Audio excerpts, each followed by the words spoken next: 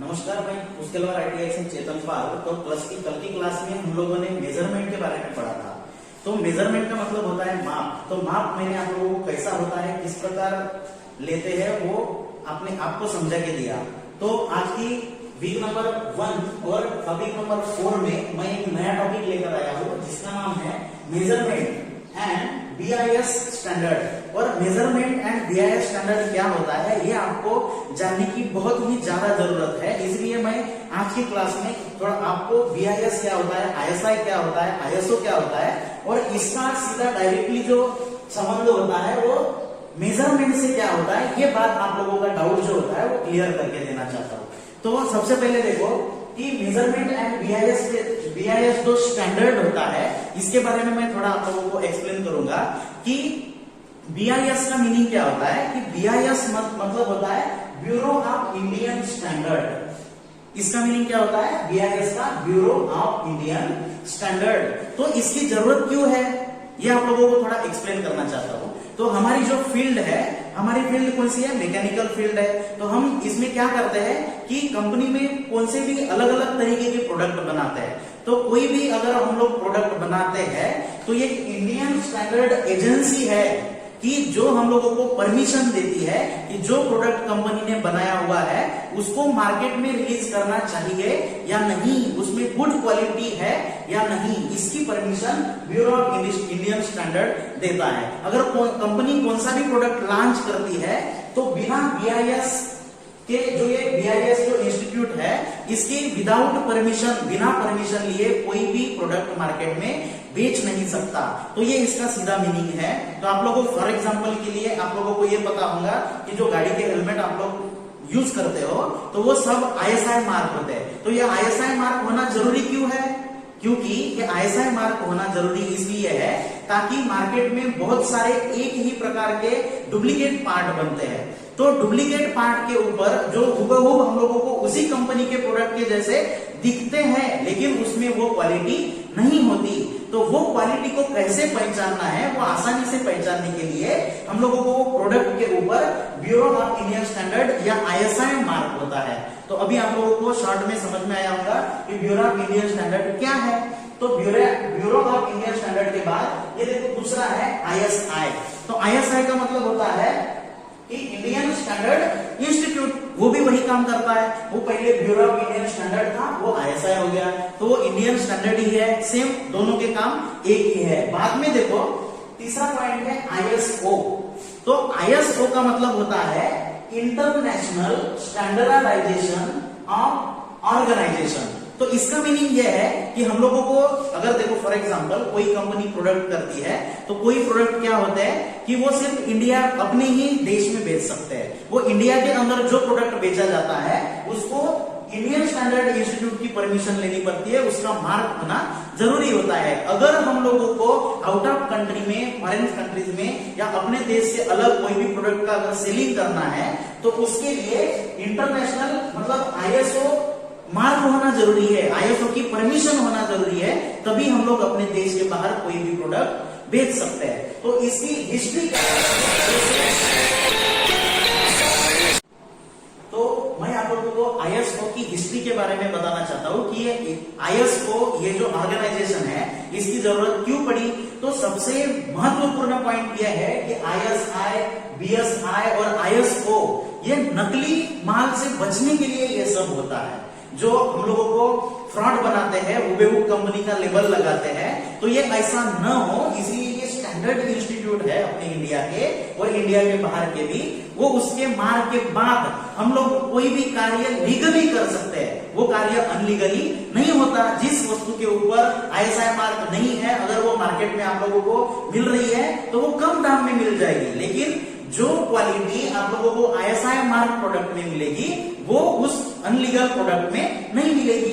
तो इसकी हिस्ट्री क्या है कि हम लोग इंडिया में जो ISI ये जो इंस्टीट्यूट है वो 1969 से चालू हुआ है और बाद में ये जो ISO है ये ISO जेनेवा सिटी में स्विट्जरलैंड देश में इसका हेड ऑफिस है। तो इससे क्या करना पड़ता है, किसी भी अगर देश से बाहर प्रोडक्ट को हम लोगों को लॉन्च करना है, बेचना है, तो इस इंस्टीट्यूट की परमिशन जरूरी होती है। तो ये आप लोगों को समझ में आया होगा कि BIS स्पेसिफिकेशन क्या होता है, कि ब्यूरो ऑफ इंडियन स्टैंडर्ड का वर्गीकरण क्या होता है। अगर इंडिया के बाहर हम लोगों को कोई प्रोडक्ट बेचना है तो इसके लिए किसकी परमिशन लेनी पड़ती है। अगर कोई प्रोडक्ट हम लोग इंडिया में बनाते हैं और अपनी ही देश में ही बेचना है तो वो किसकी परमिशन लेते हैं। तो इसके बाद मैं आप लोगों को अभी मेन टॉपिक समझाने वाला हूं कि इसी BIS, ISI और ISO का ये अपना मेजरमेंट टॉपिक है, इससे क्या संबंध है। तो ये इसी ऐसे प्रूफ होता है कि आप लोग देखो, एक सिंपल लॉजिक है। ये मैंने पहला डायमेंशन यहां पे लिखा हूं कि 1 mm is equal to 1000 micron. तो 1 mm is equal to 1000 micron ये स्टैंडर्ड डायमेंशन है। इसको कोई 1 mm is equal to 2000 micron नहीं बोल सकता। इसमें कोई भी डायमेंशन बदलता नहीं है। तो ये डायमेंशन का वैल्यू किसने तय किया है, ये इंडियन स्टैंडर्ड ब्यूरो ने तय किया है कि 1 mm में 1000 माइक्रोन ही रहेंगे। वो देश के किसी भी कोने में जाओ, ये इसका डायमेंशन का वैल्यू बदलने वाला नहीं है। फॉर एग्जांपल के लिए दूसरा देता हूं मैं, अगर 1 kg में कितना ग्राम होता है, 1 kg इज इक्वल टू 1000 ग्राम होता है। तो इसका भी हम लोग ऐसे नहीं बोल सकते कि 1 kg इज इक्वल टू 500 ग्राम, ऐसे नहीं बोल सकते। तो 1 kg इज इक्वल टू 1000 ग्राम ये क्या है, स्टैंडर्ड डायमेंशन से उसका स्टैंडर्ड माप है। तो इसके लिए देखो, ये इस प्रकार का कनेक्शन है। हम लोग उसकी वैल्यू चेंज नहीं कर सकते, खुद के हिसाब से किसी भी मेजरमेंट की या डायमेंशन की वैल्यू चेंज नहीं कर सकते। वो डायमेंशन स्टैंडर्ड होता है। वो कुछ डायमेंशन है, मैं आप लोगों को समझा के दूंगा, जो कल की क्लास में मैंने पूरा 1 सेंटीमीटर से जो 0 से लेके 1 mm तक का डिस्टेंस कितने भागों में डिवाइड किया जाता है। 1 mm is divided by 1000 micron, मतलब 1 mm के 1000 टुकड़े करने के बाद जब उसकी एक टुकड़े की वैल्यू होती है वो 1 माइक्रोन होती है। तो यहाँ पे मैंने कुछ डायमेंशंस लिखा हूं, तो वो डायमेंशंस की वैल्यू से ये ISI के साथ क्या संबंध है और इसका डायमेंशन स्टैंडर्ड है और इसका डायमेंशन बदल नहीं सकता। फॉर एग्जाम्पल के लिए 1 mm is equal to 1000 micron. Number next 1 centimetre, 1 centimetre is equal to 10 mm और 1 inch is equal to 2.5 centimetre और 1 inch is equal to 25.4 mm और बाद में 1 इंच, बाद में 15 centimetre is equal to 6 inch, 30 centimetre is equal to 12 inch. मतलब इसमें हम लोग 1 फीट भी बोल सकते हैं। बाद में 100 centimetre is equal to 1 metre और 1000 metre is equal to 1 kilometre. ये जो स्टैंडर्ड डायमेंशन मैंने लिखा हूं, ये डायमेंशन की वैल्यू कभी भी बदल नहीं सकती। तो ये है इंडियन स्टैंडर्ड ऑफ इंस्टीट्यूट, जो किसी भी चीज की जो वैल्यू होता है वो स्टैंडर्ड रखता है। इसमें क्या होता है, कोई प्रोडक्ट के बारे में अगर हम लोग बात करते हैं तो उसकी क्वालिटी मेंटेन होती है। इसका एडवांटेज यही है कि गुड क्वालिटी का प्रोडक्ट हम लोगों को मिलता है।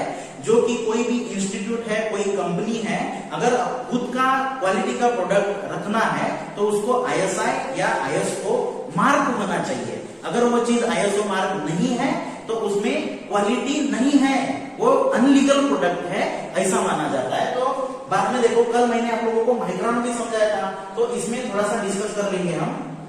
यहाँ पे देखो, ये जो सिंबल है इस प्रकार का, ये माइक्रोन का सिंबल है। तो इसमें हम लोग आगे माइक्रोन न लिखते हुए अगर ये सिंबल भी लिखते हैं तो ये भी सिंबल स्टैंडर्ड है। ये सिंबल माइक्रोन ही दर्शाता है, ये यूनिट दर्शाता है। यूनिट का मतलब होता है एकक। तो 1 micron is equal to 0.01 mm, मतलब लिखते कैसे है, ये 1 माइक्रोन लिख दिया, लेकिन इससे प्रूफ नहीं होता। तो इसको डिस्क्रिप्टिव कैसे लिखते हैं, इसका वर्गीकरण कैसे होता है कि 0.001 mm ये एक्चुअल वैल्यू है उसकी। लिखते समय हम लोग ऐसा लिखेंगे, 1 माइक्रोन नहीं लिख सकते। तो बाद में 10 micron is equal to 0.01 mm और 100 micron is equal to 0.1 mm और बाद में 1000 micron is equal to 1 mm। कल मैंने आप लोगों को लिखने की प्रोसेस बताया था कि एक एक जीरो कैसे कम होता है, पॉइंट के बाद की संख्या कैसे कम होती है। जैसे जैसे माइक्रोन की वैल्यू बढ़ती है वैसे पॉइंट के बाद की संख्या, मतलब ये पॉइंट है, पॉइंट के बाद की संख्या कम हो जाती है। यहाँ पे देखो 3 है, यहाँ पे 2, यहाँ पे 1 और यहाँ पे पॉइंट के बाद यहाँ पे पॉइंट भी गायब हो गया है। तो तो इस प्रकार सीधा बिल्कुल बेसिकली सिंपल प्रोसेस है जो माइग्राम को समझने के लिए ये प्रक्रिया हम लोग यूज कर सकते हैं, ये स्टैंडर्ड डायमेंशंस है। तो आज की क्लास में फिलहाल हम लोग इतना ही पढ़ेंगे और नेक्स्ट क्लास में हम लोग पढ़ेंगे कि जो मेजरिंग इंस्ट्रूमेंट है कि किस किस मेजरिंग इंस्ट्रूमेंट का उपयोग किया जाता है। जो प्रिसीजन इंस्ट्रूमेंट है, जो मैंने कल बताया था आप लोगों को कि प्रिसीजन इंस्ट्रूमेंट का मतलब होता है सूक्ष्म मापी यंत्र। तो जो मेजरमेंट के औजार है उसके बारे में पढ़ेंगे। धन्यवाद।